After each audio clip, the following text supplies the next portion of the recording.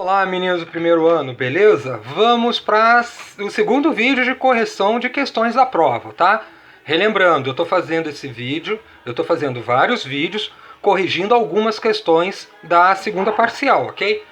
Para os vídeos não ficar muito extenso, tá? Então eu vou fazendo vídeos curtos e tentando responder todas as questões da prova. Relembrando, no caso de dúvidas, coloquem lá na sala Google essas dúvidas. Professor, eu não entendi aquela parte, dá para explicar novamente? Coloquem essas dúvidas lá, gente. Eu preciso muito da interação de vocês. Se vocês não interagem, eu não vou saber se vocês estão ou não entendendo, beleza? Então vamos para a questão 6.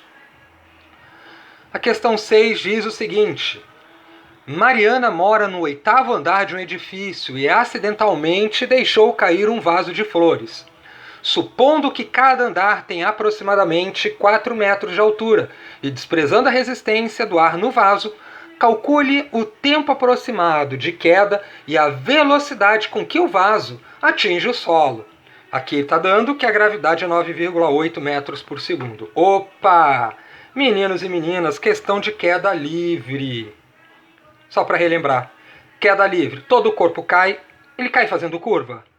Não, ele cai em linha reta. Então eu posso dizer que a queda livre é um movimento, tá? É uma parte do movimento retilíneo uniformemente variado. É uniformemente porque a única coisa que faz mudar a velocidade é a gravidade, é a aceleração da gravidade. E ela é sempre constante. Então a velocidade que um corpo obtém caindo de determinada altura em queda livre é sempre constante, beleza? Esse aumento dessa velocidade é numa razão constante. E quem faz aumentar é a aceleração da gravidade, que é sempre igual, no nosso caso aqui do nosso problema, é 9,8 metros por segundo ao quadrado. Então, meninos, vamos tentar esquematizar o probleminha aqui rapidinho. Então nós temos o prédio lá da Dona Mariazinha, ok, Mariana? E esse prédio tem 8 andares, beleza? Então aqui eu tenho 1, 2, 3, 4, 1, 2, 3, 4, 5, 6, 7, 8 andares. Beleza? E ela deixou cair o vaso de plantas, né, de flor, aqui do 8º andar. Primeiramente, primeira coisa que eu tenho que analisar nessa questão: qual é a altura do prédio, hein? Ora, são 8 andares, né? 8 andares. Quantos metros tem cada andar? 4 metros. Poxa, então a distância, ou seja, a altura, a distância, aí, tanto faz, vamos chamar de h, de altura, vai ser 8 andares vezes 4. Então a altura que o vaso vai cair é de 32 metros. Beleza? Então a primeira coisa nessa questão que eu tinha que fazer era justamente calcular a altura do edifício. Tá? São 8 andares, 4 metros cada andar, 32 metros. Beleza? Olha, não posso esquecer da unidade de distância ou de altura, metros, no caso do nosso problema. Então, primeira coisa, o que ele quer? Ele quer o tempo aproximado de queda, tá? Mas antes de calcular o tempo de queda, eu vou fazer um macetezinho aqui rapidinho. Vamos calcular, nós não temos a distância, nós não temos a velocidade inicial desse corpo. Ora, se ele caiu, ela deixou cair, a velocidade inicial é 0. Beleza? Então eu tenho a distância que ele percorreu, nós temos a velocidade inicial e nós temos a gravidade. Eu preciso do tempo para calcular a velocidade final? Não, porque a equação de Torricelli ela é uma função da velocidade final em função da distância ou altura percorrida. Então está aqui, ó, equação de Torricelli. Só que lá no movimento retilíneo, no plano, no horizontal, aqui em vez de ser G é a aceleração e aqui no H é ΔS. É a mesma função do movimento retilíneo uniformemente variado. Beleza? Então vamos colocar aqui os dados que nós temos no problema. Tem uma velocidade final? Opa, não tenho. Então, v ao quadrado. Tem a velocidade inicial? Opa, tenho, é 0. O vaso foi abandonado, então a velocidade inicial é 0. Mas, 2 vezes. Temos a gravidade? Temos, a gravidade é 9,8. E nós temos a altura. Qual é a altura? 32 metros. Beleza? Então está aqui, substituindo os valores que eu tenho no problema. Então agora vamos resolver. Velocidade ao quadrado é igual a 2 vezes 9,8 vezes 32. Então vamos lá. 2 vezes 9,8 vezes 32. Nós vamos ter, vou ler aqui, 627,20. Só que eu quero saber a velocidade.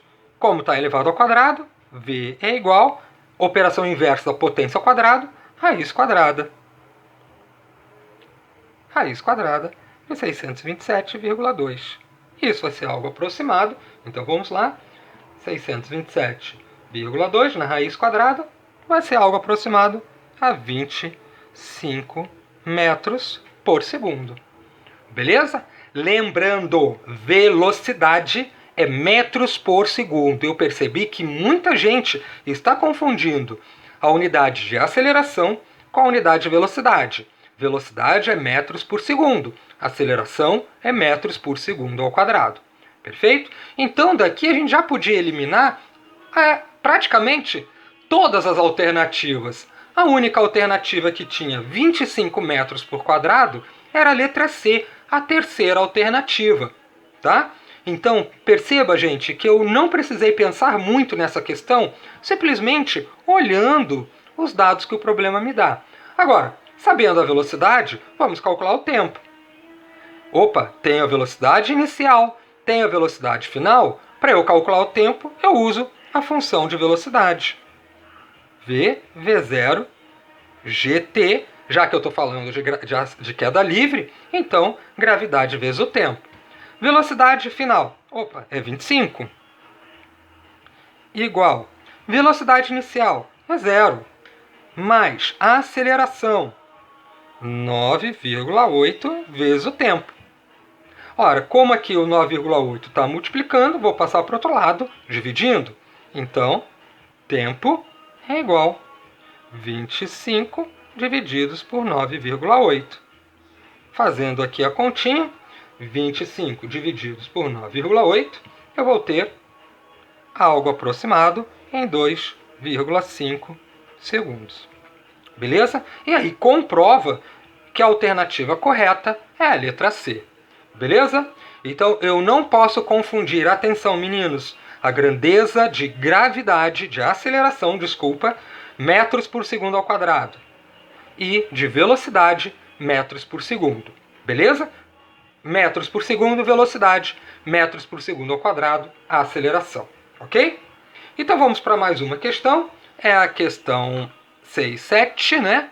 Ela diz o seguinte: com a vigência do novo Código Brasileiro de Trânsito, atravessar o sinal vermelho constitui infração gravíssima.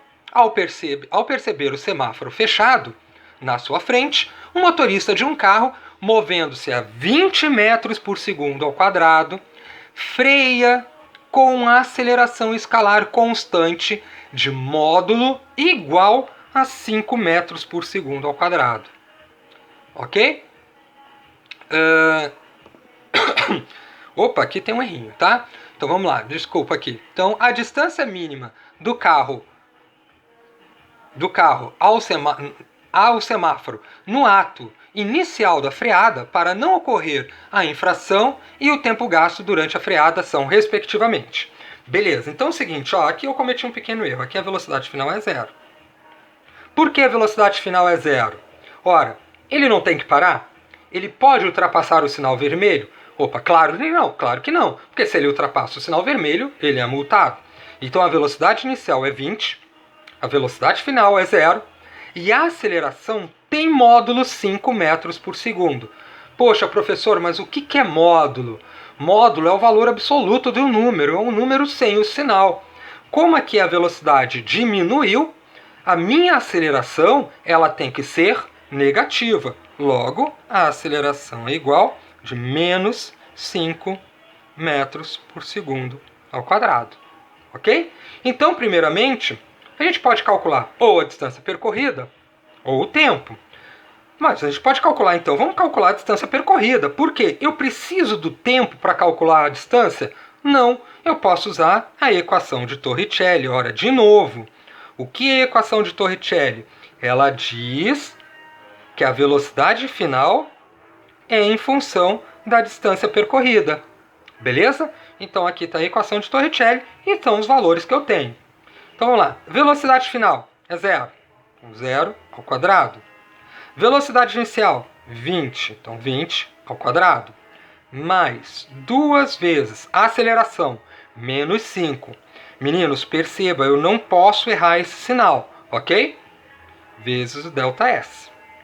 Então aqui eu vou ter 0 igual a 400 menos 10 ΔS. Ok? Como aqui é negativo, vou jogar para o outro lado. Então eu tenho 10 ΔS igual a 400.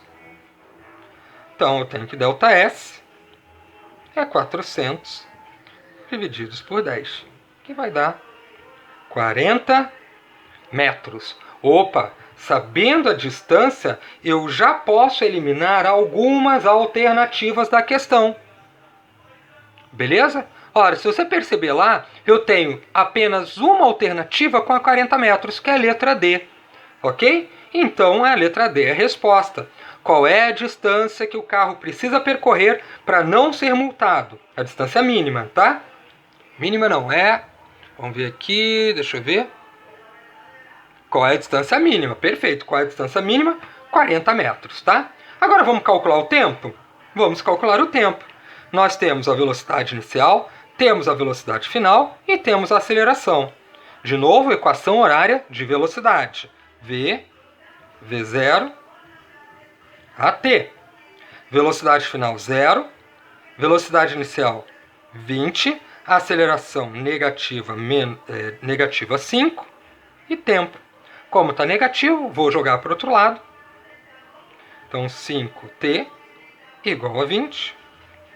T igual 20 por 5. T igual a 4 segundos. E aqui confirma, de novo, que a resposta correta é a letra D. Beleza, meninos? Então daqui a pouco eu volto com mais um vídeo de correção. Ok? Bons estudos. Tchau!